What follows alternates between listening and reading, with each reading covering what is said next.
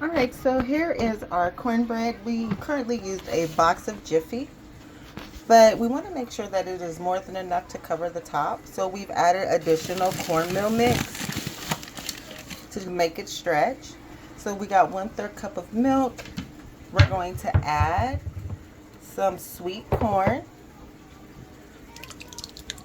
cream style corn also, and we're going to add our egg and mix. All right, so now we have completed our mix, and we're going to go ahead and add this to our meal. All right, so we made sure to even out our cornbread mix with the corn, so we're going to go ahead and bake this in the oven just as a heads up.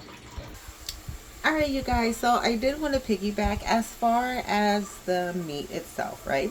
I baked it for about an hour before I added in the carrots. So if you're utilizing 1 pound of meat, an hour turnaround time for it to cook, pretty thoroughly to add the additional toppings on, I would recommend an hour.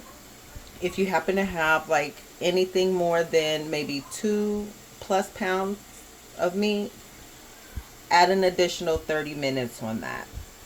All right, so we'll be back once we check on the status of our cornbread. We want to make sure that it is cooked all the way through. So we'll be back here in a moment for the final results, which would be our final setup for part 4.